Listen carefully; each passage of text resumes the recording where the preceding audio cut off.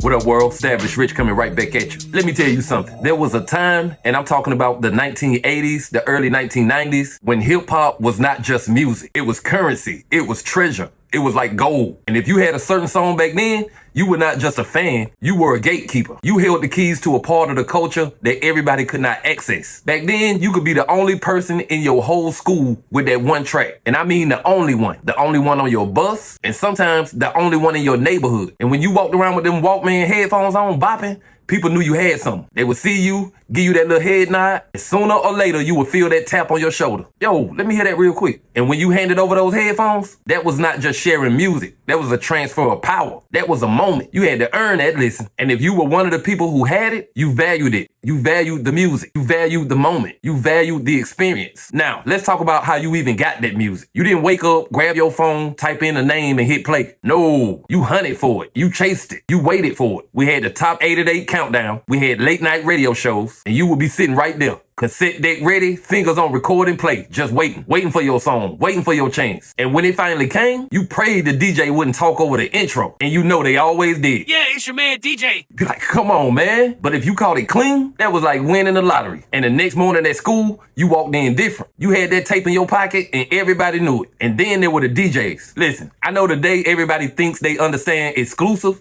but let me explain something to you. Back then, sometimes there was only one copy of a song in the entire town. One. And it sat in a DJ's crate. If that DJ didn't play it, you didn't hear it. Period. And when they did drop it at a block party, the whole place lost its mind. That's value. That's scarcity. That's respect for the music. Now let's talk about the cassette itself. That little plastic rectangle. That was your investment, your property, your goal. You would play a tape so much, the ribbon inside would start to stretch. The sound would get warped. And then one day it would snap. When that happened, you had two options. Grab a pencil and try to rewind it back, or go buy the album all over again. And a lot of us, we did both. We learned how to repair our music because it was no other way. Here's what people today don't get. Some of the best music back then never touched the radio. It was too raw, too explicit, too real for mainstream airplay. And that's exactly what made it ours. Your parents didn't know what you was listening to back then. Your teachers didn't know, and that was the point. It was our secret, our world. Closed to anybody who didn't earn their way in. Music back then brought us together. You could walk past a school and see a group of kids huddled around one Walkman, taking turns with the headphones, sharing one track like it was oxygen. That was community. That was connection. That was hip hop. Fast forward to today, music is everywhere. And because it's everywhere, it's disposable. You can hear a song today, forget it tomorrow, and never think twice about it. Back then, we lived with songs for months, sometimes years, because that's all we had. Now, an album drops at midnight, and by lunch, people are already asking, what's next? The pace has erased the patience. And with that, the value, the shared moments, gone. Now, the music is just there. And because it's there, people don't cherish it. So when I talk about the cassette era,